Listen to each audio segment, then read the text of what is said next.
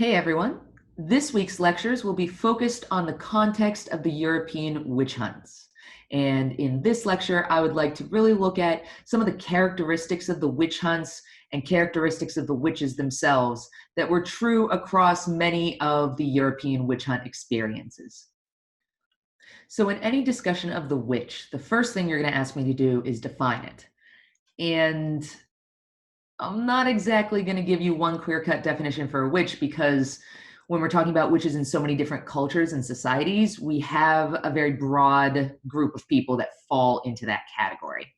So instead, we're going to talk about the archetype of the witch, which is a broader, more generalized view that can apply in a lot of different social circumstances, but it also misses a lot of the nuances of each context. And so this archetypal character has some very common characteristics, no matter where we're talking about witch. So they're supernatural. They do stuff with magic. They are wicked. We'll talk a little later, but the idea of a good witch doesn't really make sense. So witches are associated with wickedness.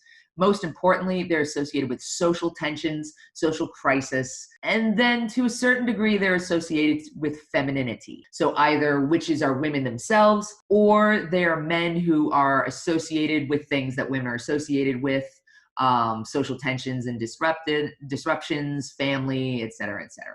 So who are witches? The ladies. So about 75% of witches tried were women. In some areas, like Scandinavia, so like Viking country, and in Russia and the Baltic states, most of the witches were male. So basically in like Slavic and Nordic areas, witches were male. But in the rest of Christendom, so places like Austria, Germany, France, Switzerland, witches were overwhelmingly female, over 75%. In some regions, it got all the way up to 90%. So covens can have female witches and male witches.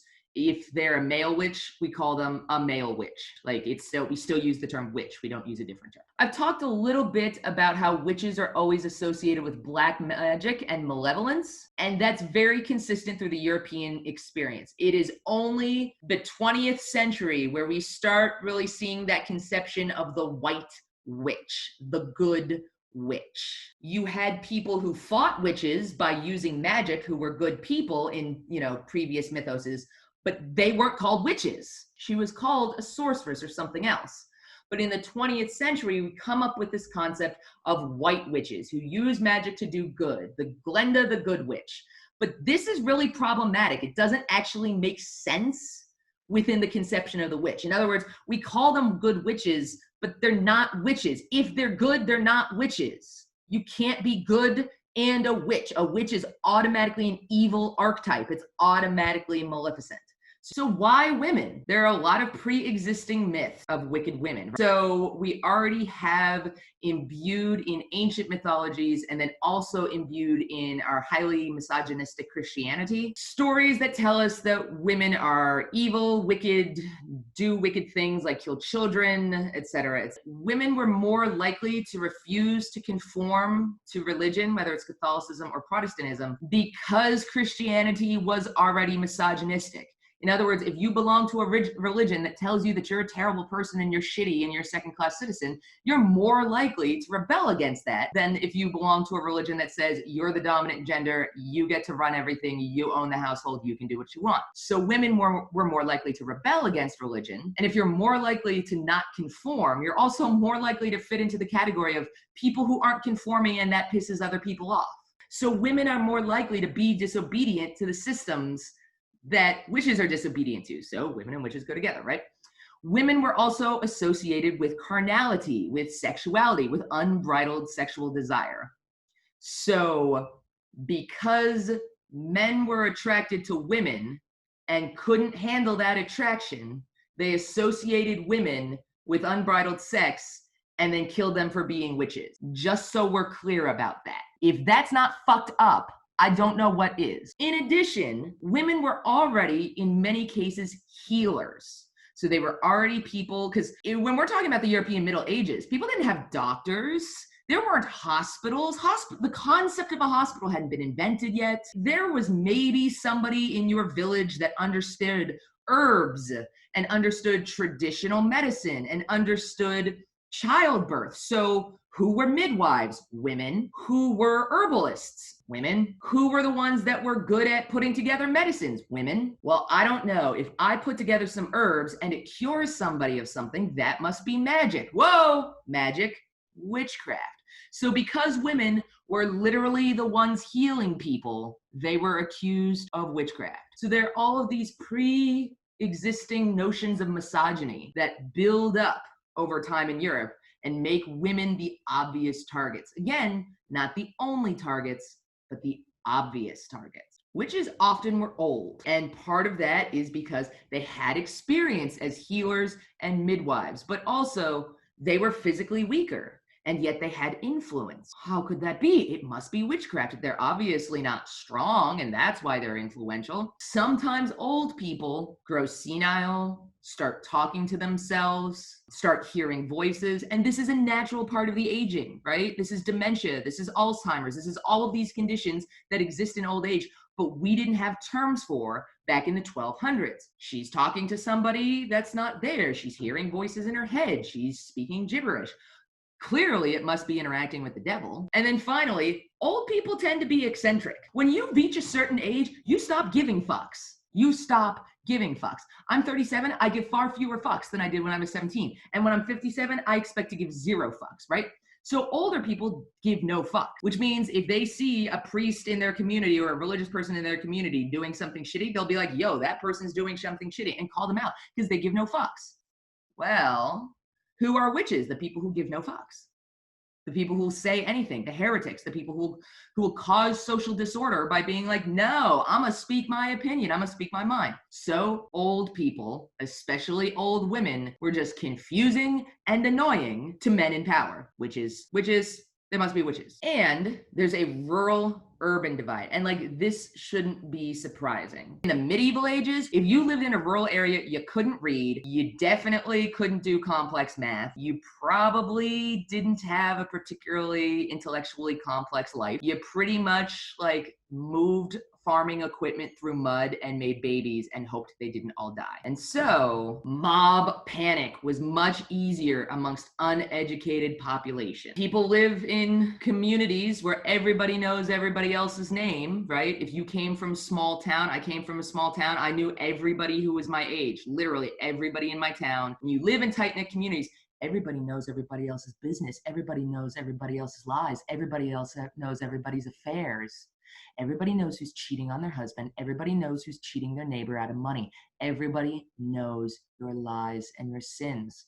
So if you do something sinful, everybody in your community knows about it. Or somebody else does something sinful, and then that old lady who does not give a fuck that I was just talking about calls you out and is like, yo, so-and-so's being a hoe.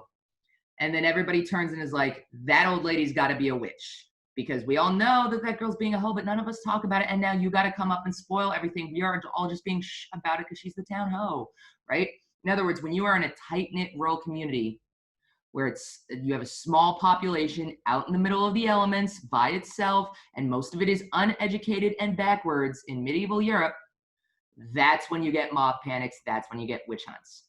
However, you do sometimes get them in urban settings. And usually when they happen in urban settings, it's because like the main church of that city decided to just like go on a spree and have what we call chain reaction hunts, where like this group got targeted, like this family got targeted, for example, and then somebody in that family named somebody that they work with.